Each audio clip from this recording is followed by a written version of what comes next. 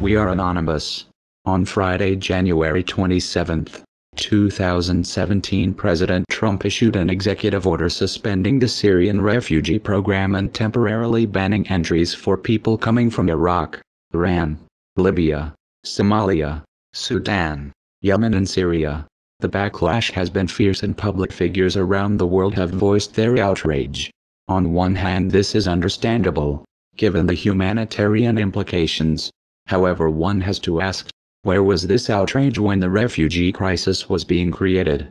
Where was the righteous indignation in 2011 when the Obama administration toppled the Libyan government? First by sending in the CIA to back rebel groups that ended up having direct ties to Al-Qaeda, and then using airstrikes to finish the job.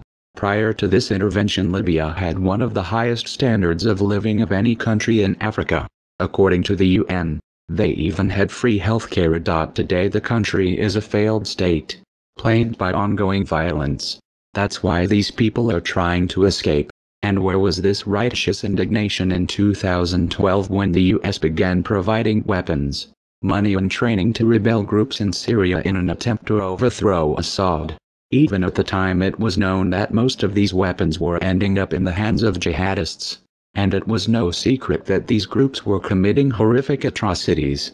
Again, why do you think these people are trying to escape?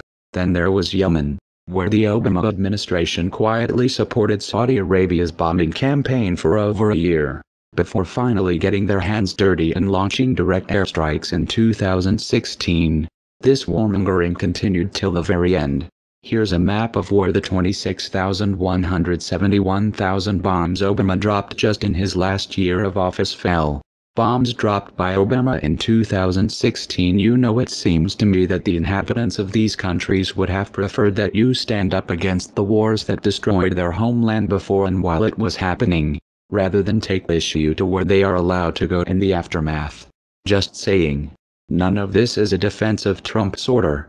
It doesn't make any sense that Iran be included on the list while Saudi Arabia, United Arab Emirates and Egypt get a free pass.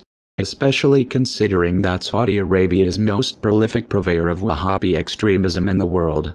That is, of course, unless you look at this through a geopolitical lens. Which brings us back to the real crux of the issue. War.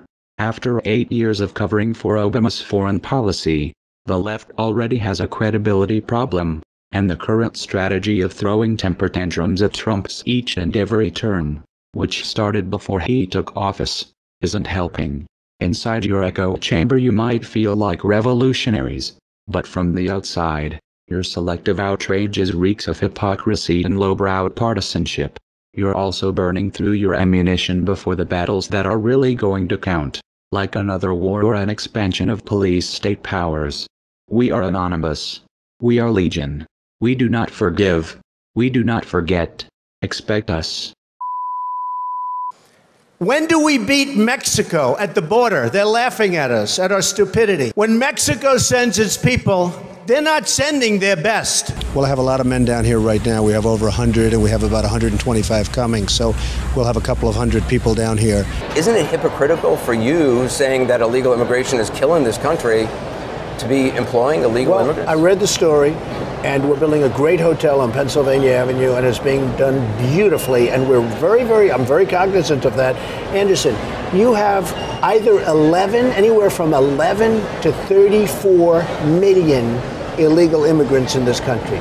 They're all over the place. Nobody knows even where they come from. They probably come some from the Middle East. You don't know where they're coming from. What they say is several of the men who hail mostly from El Salvador, Honduras, Guatemala have earned U.S. citizenship or legal status through immigration programs targeting Central Americans fleeing civil wars or natural disasters. Others quietly acknowledge that they remain in the country illegally. They don't give numbers. They have to give us the names because we have, illegal, or they're not going to give you names. They have to give us the names, and I have to say this. From what I heard, and I just checked it this morning because I asked the question because I read the article also, we are absolutely in beautiful, perfect shape. Now, I wish they'd give us the names. We would get rid of them immediately. Do you think, can you guarantee that you don't have illegal or undocumented workers working for you in hotel projects or various projects? I can't guarantee it. How can anyone? We have 34 million in the country. I used to hear 11, now I hear it's 34 million. I can't guarantee anything. Donald J. Trump is calling for a total and complete shutdown of Muslims entering the United States until our country's representatives can figure out what the hell is going on. There'd be a database system that tracks the Muslims here in this country. There should be a lot of systems beyond database. I mean, we should have a lot of systems. And today you can do it. But right now we have to have a border, we have to have strength, we have to have a wall, and we cannot let what's happening to this country happen. But that's something your White House would like to implement. Oh, I would certainly implement that.